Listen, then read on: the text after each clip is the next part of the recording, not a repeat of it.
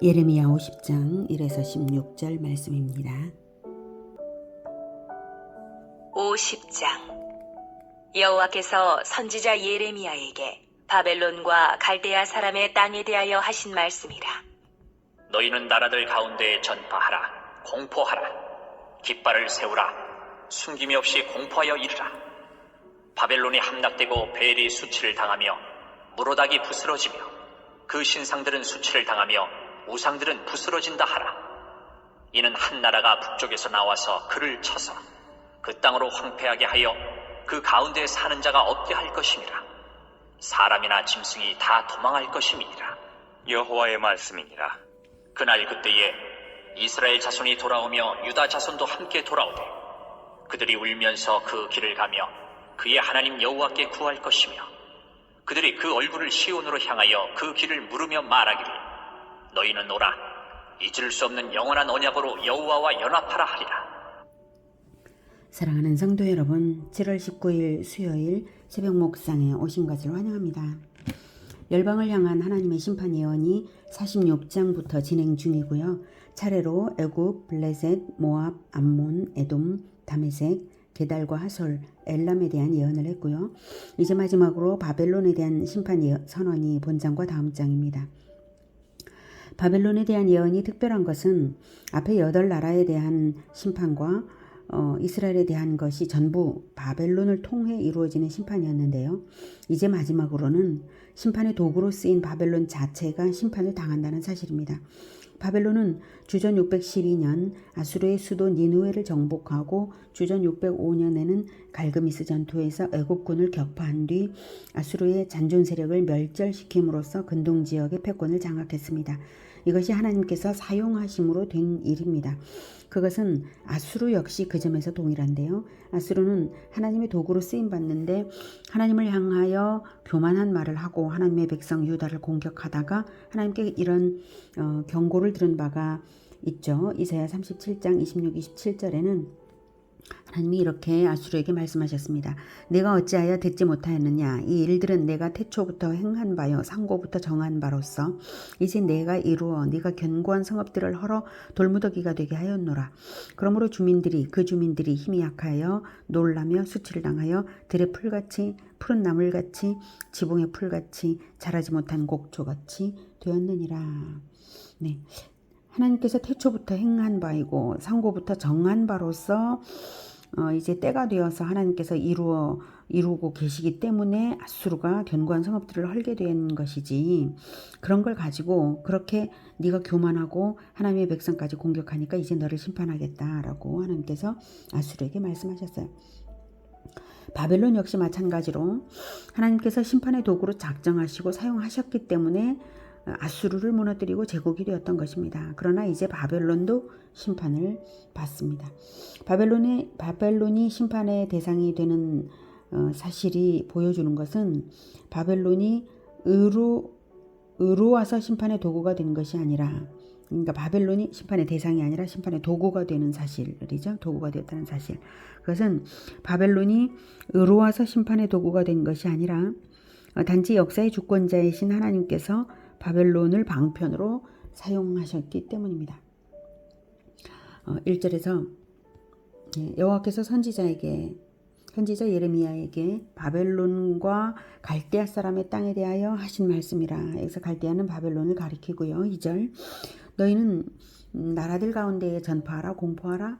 깃발을 세우라. 숨김이 없이 공포하여 이르라. 네, 바벨론의 멸망을 주변 민족에게 광고하라는 것입니다. 모든 나라들의 최대 관심사가 아닐 수가 없죠. 바벨론이 함락되고 벨이 수치를 당하며 무로닥이 부스러지며 그 신상들은 수치를 당하며 우상들은 부스러진다 하라. 네, 벨은 무로닥의 별칭입니다. 그러니 벨과 무로닥은 같은 것이죠. 무로닥은 마르둑이라고도 하고요. 바벨론의 주신입니다. 바벨론이 멸망할 때 그 신상들도 부서진다는 것은 바벨론 멸망의 주 원인이 우상숭배에 있음을 시사해 주죠. 3절. 이는 한 나라가 북쪽에서 나와서 그를 쳐서 그 땅으로 황폐하게 하여 그 가운데에 사는 자가 없게 할 것임이라. 사람이나 짐승이 다 도망할 것임이니라. 네, 본장 이전에는 북방에서 오는 한 나라는 언제나 바벨론을 가리킨 것이었는데요. 여기서는 바벨론을 멸망시키는 바사 제국을 가리킵니다. 바사는 본래 바벨론 북방이 아니라 동쪽인데요. 북방이라고 하는 이유는 북방의 메대와 동맹하여서 바벨론을 정복했기 때문입니다. 바사왕 고레스는 메대와 동맹을 맺고 주전 539년에 바벨론을 정복하고 곧이어 메대를 합병함으로써 바사 제국을 건설합니다. 4절. 여호와의 말씀이니라. 그날 그때에 이스라엘 자손이 돌아오며 유다 자손도 함께 돌아오며 그들이 울면서 그 길을 가며 그의 하나님 여호와께 구할 것이며. 바벨론 멸망의 결과이면서 동시에 바사 제국의 고레스 왕을 사용하사 하나님께서 이스라엘을 귀환시키실 것을 말씀하시는 것입니다. 주전 537년 1차 귀환으로 성취되고요. 총 3차에 걸쳐 귀환합니다. 그날 그때에는 바벨론의 멸망과 바사 제국의 출발이 이루어지는 그 즈음을 가리킵니다. 사실 바벨론 멸망의 궁극적인 목적은 선민 이스라엘의 회복에 있다고 해도 과언이 아닙니다. 5절. 그들이 그 얼굴을 시온으로 향하여 그 길을 물으며 말하기를 너희는 오라 잊을 수 없는 영원한 언약으로 여호와와 연합하라 하리라. 귀환할 때에는 포로 70년을 거친 터라 포로 2세대들이 많을 테고요. 고토로 돌아가는 것이지만 난생 처음 가는 길을 걸어서 가므로 중도에 만나는 이방인들에게 길을 물으며 가는데요. 그들에게 길을 물으며 복음도 전한다는 것입니다. 너희는 오라 잊을 수 없는 영원한 언약으로 여호와와 연합하라고 복음을 전하는 말을 한다는 것입니다. 우리 하나님이 우리에게 언약하신 대로 우리가 귀환을 하노라고. 그러니 영원한 구원을 언약하신 분이 그것을 이루시는 여호와이시니 그분과 연합하여 구원을 얻으라 라고 복음을 전하며 처음 가는 그 길을 걸어서 고국으로 돌아온다는 것입니다. 바로 그것을 하나님이 바라시고 미리 이렇게 예언을 주시는 것이죠. 정말 감동이죠. 6절부터. 내 백성은 잃어버린 양떼로다. 그 목자들이 그들을 곁길로 가게 하여 산으로 돌이키게 하였으므로 그들이 산에서 언덕으로 돌아다니며 쉴 곳을 잊었도다. 그들을 만나는 자들은 그들을 삼키며 그의 대적은 말하기를 그들이 여호와 곧 의로운 처소시며 그의 조상들의 소망이신 여호와께 범죄하였음인즉 우리는 무죄하다 하였느니라. 내 백성은 잃어버린 양떼로다. 그 목자들이 그들을 곁길로 가게 하여 산으로 돌이키게 했으므로. 이 말씀은 이스라엘을 포로 생활을 바벨론에 붙잡혀 포로 생활을 하게 만든 근본 원인은 목자들인 제사장, 선지자, 왕들이 바르게 지도하지 못했기 때문에 길 잃은 양떼처럼 되었다는 것입니다. 의로운 처소시며 그의 조상들의 소망이신 여호와께 범죄하였음인즉 우리는 무죄하다. 이 말은 바벨론이 하는 말이죠. 바벨론이 이스라엘을 잔인하게 살육하면서 자신들의 행위를 합리화하는 비겁한 말입니다. 간교하게 하나님 핑계를 대는 거예요. 그럴지라도 이스라엘 멸망의 원인을 정확하게 지금 말하고 있는 것이죠. 이렇듯 바벨론은 본질을 알고 있었다는 사실입니다. 그런데 선민 자신은 알지 못하여서 길 잃은 양떼처럼 되었다는 사실입니다. 8절. 너희는 바벨론 가운데서 도망하라. 갈대아 사람의 땅에서 나오라. 양떼에 앞서가는 순념소같이 하라. 보라, 내가 큰 민족의 무리를 북쪽에서 올라오게 하여 바벨론을 대항하게 하리. 그들이 대열을 버리고 쳐서 정복할 것이라. 그들의 화살은 노련한 용사의 화살 같아서 허공을 치지 아니하리라. 갈대아가 약탈을 당할 것이라. 그를 약탈하는 자마다 만족하리라. 여호와의 말씀이니라. 앞서가는 순념소 8절에 앞서가는 순념소 같이 하라는 것은 우리에서 나올 때 순념소는 성미가 급해서 다른 양들보다 먼저 막 뛰쳐나오는데요. 그렇게 뛰쳐나오는 것처럼 바벨론 포로 생활에서 해방될 때 앞다투어서 귀환하라는 촉구입니다. 사실 이 촉구가 필요한 게 바사왕 고레스가 칙령을 발표해서 해방시켰음에도 불구하고 나온 사람은 5만여 명뿐이었습니다. 1차 귀환자가 훨씬 많은 사람들이 있었을 텐데도 말입니다. 그래서 미리 예언으로서 이렇게 순념소같이 뛰쳐나오라고 말씀하신 거고요. 9절. 보라, 내가 큰 민족의 무리를 북쪽에서 올라오게 하여. 여기서 북쪽에서 올라오게 하는 큰 민족의 무리는 메데바사 연합군이고요. 메데바사 연합군은 숙련된 명사수들이었습니다. 그래서 바벨론을 대항하게 하리니 그들이 대열을 버리고 쳐서 정복할 것이라. 그들의 화살은 노련한 용사의 화살 같아서 허공을 치지 아니하리라. 그래서 숙련된 그 사수들로서 했다는 것이 예언이 되어 있습니다. 10절 갈대아가 약탈을 당할 것이라. 그를 약탈하는 자마다 만족하리라. 여호와의 말씀이니라.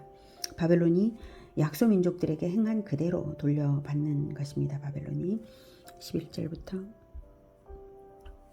나의 소유를 노력하는 자여, 너희가 즐거워하며 기뻐하고 타작하는 송아지같이 발굽을 구르며 군마같이 우는도다. 그러므로 너희의 어머니가 큰 수치를 당하리라. 너희를 낳은 자가 치욕을 당하리라.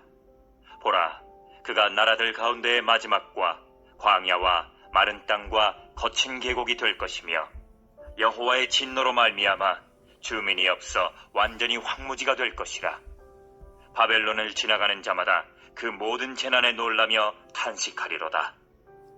11절에 나의 소유를 노력하는 자여, 너희가 즐거워하며 기뻐하고 타작하는 송아지같이 발굽을 구르며 곤마같이 우는도다. 이게 바벨론이 민족들을 노력하던 교만한 모습을 이렇게 이제 묘사한 것이고요. 그리고 12절에 그러므로 너희 어머니가 큰 수치를 당하리라. 너희 어머니는 바벨론 제국을 의인화한 표현입니다. 여러 주변의 나라들을 거느렸으니까요. 이제 14절부터 듣겠습니다. 바벨론을 둘러 대열을 벌이고 활을 당기는 모든 자여, 화살을 아끼지 말고 쏘라. 그가 여호와께 범죄하였음이라. 그 주위에서 고함을 지르리로다. 그가 항복하였고 그 요새는 무너졌고 그 성벽은 허물어졌으니 이는 여호와께서 그가 행한 대로 그에게 내리시는 보복이라. 그가 행한 대로 그에게 갚으시는도다. 파종하는 자와 추수 때에 낫을 잡은 자를 바벨론에서 끊어버리라. 사람들이 그 압박하는 칼을 두려워하여 각기 동족에게로 돌아가며 고향으로 도망하리라. 하나님의 심판 원리는 그가 행한 대로 그에게 내리시는 보복입니다. 그가 행한 대로 그에게 내리시는 보복이라. 사실 구원의 원리도 그렇습니다. 그리스도께서 자기의 영원한 생명을 우리 대신 내셨으므로 하나님께서 생명으로 갚아주셔서 그리스도를 부활시키시고 우리도 영생을 얻는 것입니다. 하나님은 행한 대로 베풀어 주시는 분이십니다. 그래서 너희도 남을 대접하라고 말씀하셨죠. 대접한 대로 하나님께서 대접해 주심을 생각하며 행할 때에 우리는 오직 은혜만을 베풀게 되지 결코 남에게 해를 끼칠 수가 없는 것입니다. 왜? 행한 대로 하나님께서 갚으시기 때문에 우리가 은혜를 베풀면서 하나님께서 이렇게 은혜를 베푸시는 분이다라고 사람들에게 증거하면 하나님께서 다시 우리에게 은혜를 베풀지 않습니까? 그리고 우리가 해를 끼친다면 하나님께서 다시 우리를 징벌하지 않겠습니까? 해를 받음으로 우리는 결코 남에게 나쁜 것을 행할 수 없는 사람들입니다.